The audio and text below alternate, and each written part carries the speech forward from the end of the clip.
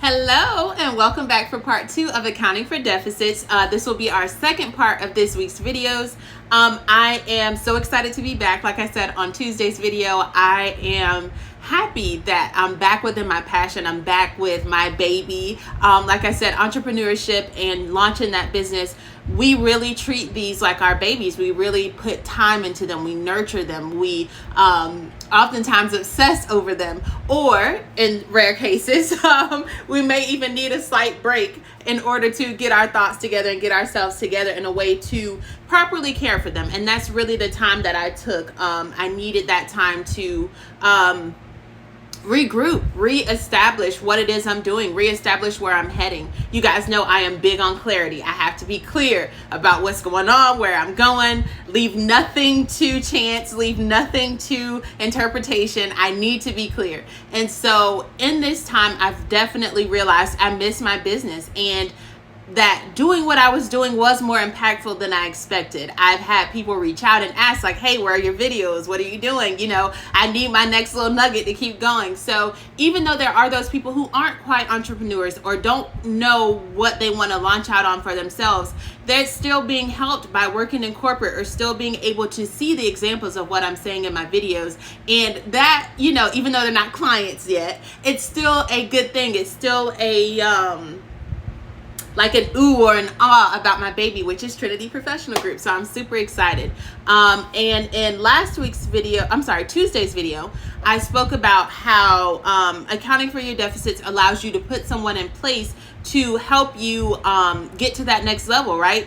Like with me, like I talked about my procrastination and my lack of consistency. So I would need the next person I hire to put me on a deadline, to let me know like, hey, this needs to go out, this needs to be posted, this needs to be said. And in those things that need to be posted, they would be the one to help me fulfill that obligation, because I'm not very tech savvy. So I had to admit the deficit, that I'm not very tech savvy, and admit that I have issues with procrastination or lack of consistency. But in admitting that, I'm bridging the gap. I'm bridging the issues that could arise later on when my caseload is so heavy that I don't have time to procrastinate. You can't procrastinate with 30 clients, or you can't procrastinate when you have a flight in the morning, you know. So there are those things that we have to account for, and we have to be honest with ourselves about. But I want to take another turn here. What if your deficits, your weaknesses, your issues are actually a product of one of your strengths? And that's where mine come from. My weaknesses, my deficits come from the fact that I'm a fast learner. I can grasp almost any concept, and in grasping that concept, I comprehend it so well that I can almost immediately regurgitate it the way I understand it, but it's going to be so well broken down. It's going to be so well understood that when I give it back to you, you're like, yeah, she's got it.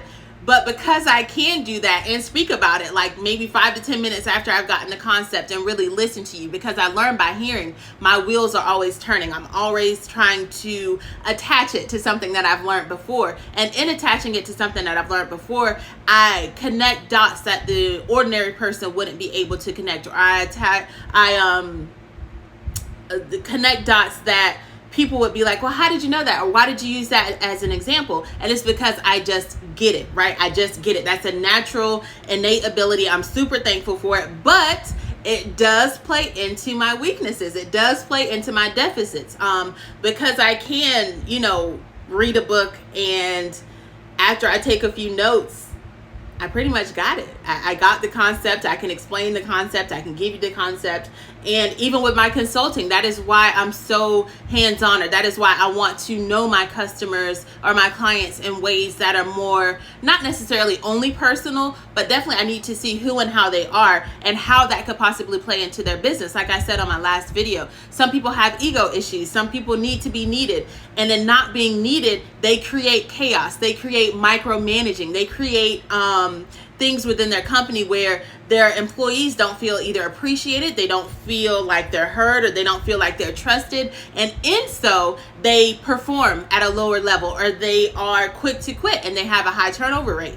You know, so there are those things that while we are supposed to be headstrong in entrepreneurship, while we are supposed to be fervent, while we are supposed to be pushers in our business, those things can create deficits that trickle down to our people. So in realizing that, I'm like, okay, this is a strength. I can take this on. I know this. I know that. I can tie these together.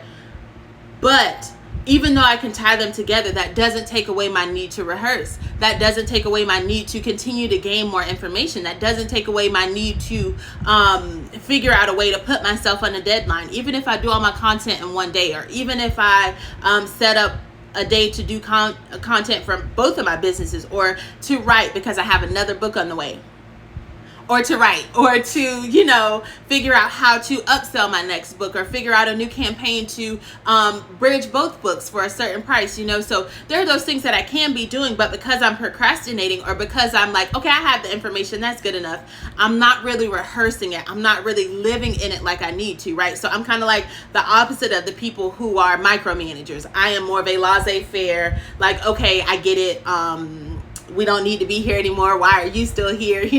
That type of thing. But that is my deficit. But because that deficit stems from a strength, it's kind of hard to see it as a deficit. And so that's one of the things I really want you guys to realize. Like, okay, even though it's a deficit, even though it's something that may seem bad at face value, it could have stemmed from something good.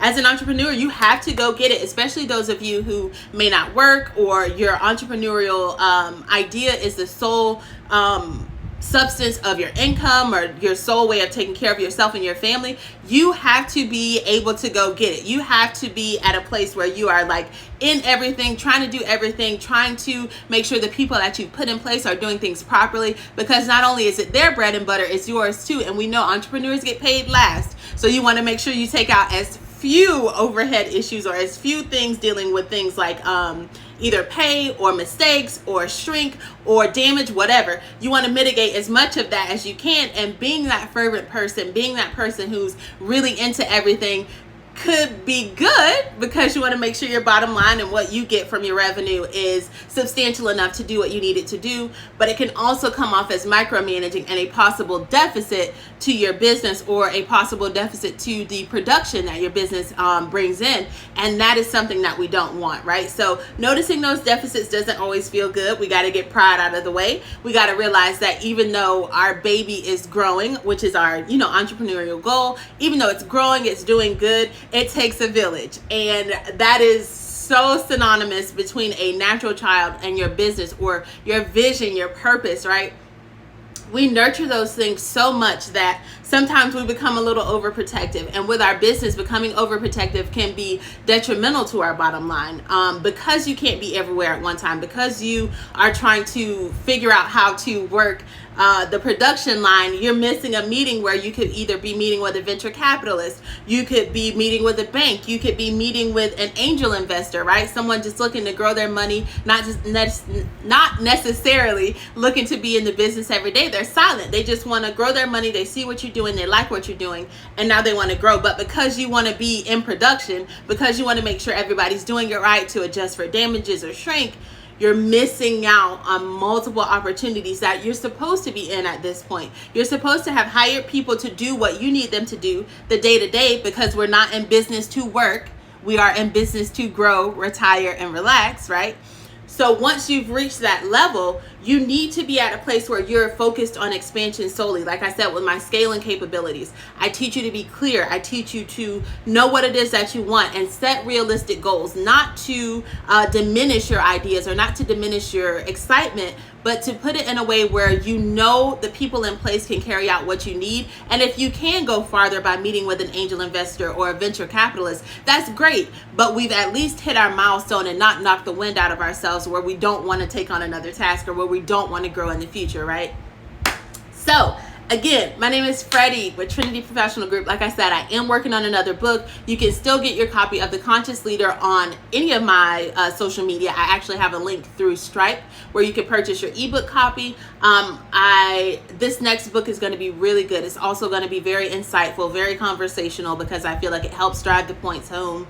And let's account for those deficits, you guys. Remove pride. I know it's your baby. I know it's the thing that you've been waiting to do and get it done. But let's remove pride and put the right people in place to take us to that next level. We could be millionaires and billionaires, but you need the right people to go far. All right? Y'all have a great day. See you next week. Bye-bye.